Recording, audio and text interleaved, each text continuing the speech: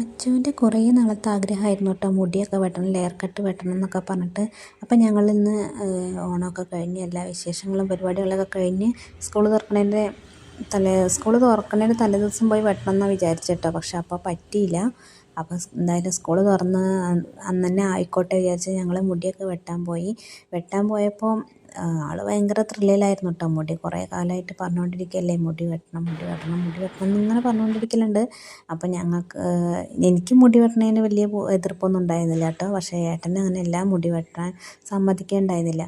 അപ്പോൾ എന്തായാലും ഇനിയിപ്പോൾ അവൾ പറഞ്ഞതല്ലേ വെച്ചിട്ട് മുടി വെട്ടാൻ പോയതാട്ടോ.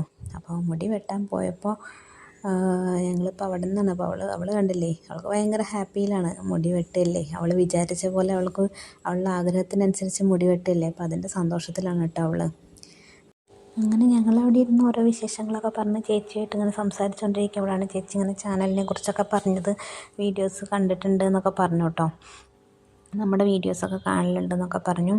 അങ്ങനെ ഞങ്ങൾ കുറച്ചിങ്ങനെ സംസാരിച്ചുകൊണ്ടിരിക്കുമ്പോൾ അതിൻ്റെ ഇടയിൽ കൂടെ ചേച്ചി മുടി വെട്ടണമുണ്ട്. എല്ലാം കഴിഞ്ഞ് മുടി ഇങ്ങനെ കുറഞ്ഞ് വരികയാണ് കേട്ടോ. പക്ഷേ ആളിത് കൂളായിട്ട് ഇരിക്കുകയാണ്, മുടി കുറഞ്ഞതൊന്നൊക്കെ. ഞാനിത് കൂടെ ഇടയിൽ കൂടെ പോയിട്ട് മുടി വെട്ടിയതിങ്ങനെ കാണിച്ചെടുത്തപ്പോൾ മാത്രം ഒന്ന് ശ്രദ്ധിച്ചാൽ കേട്ടോ.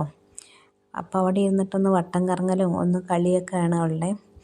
പിന്നെ ചേച്ചി വീണ്ടും മുടി ഒരു 5 മിനിറ്റ് റെസ്റ്റ് എടുക്കാൻ തന്നതായിരുന്നു. മുടി വെട്ടിയിട്ട് എന്തോ സ്പ്രേ എന്തോ അടിച്ചിട്ട് അങ്ങനെ വെയിറ്റ് ചെയ്തിരിക്കുകയായിരുന്നു കേട്ടോ. അപ്പോൾ ഫൈനലായിട്ട് നമ്മുടെ മുടി വെട്ടലൊക്കെ കഴിഞ്ഞിട്ടുണ്ട് കേട്ടോ. ഫൈനൽ ലുക്ക് എന്ന് പറയണത് ഇതുണ്ടോ, ഇങ്ങനെയായി അവൾ മുടി. ഒരുപാട് കയറിപ്പോയി, എന്നാലും അവൾക്ക് ഇഷ്ടപ്പെട്ട പോലെയാണല്ലോ എന്ന് വിചാരിച്ചിട്ടാണ്. പിന്നെ ഞങ്ങൾക്കൊരു സമാധാനം, അവളുടെ ഇഷ്ടത്തിനാണല്ലോ വെട്ടിയത്. എങ്ങനെയൊക്കെ കെട്ടാമെന്ന് ചേച്ചി എന്നിട്ട് പറഞ്ഞു തരികയാണ് കേട്ടോ. അങ്ങനെയൊക്കെ കെട്ടിയാൽ നന്നായിട്ടുണ്ടാവും എന്നൊക്കെ പറഞ്ഞിട്ട് ചേച്ചി പറഞ്ഞു തരും. അപ്പോൾ ഫൈനൽ ലുക്ക് ഇങ്ങനെയാണ് കേട്ടോ.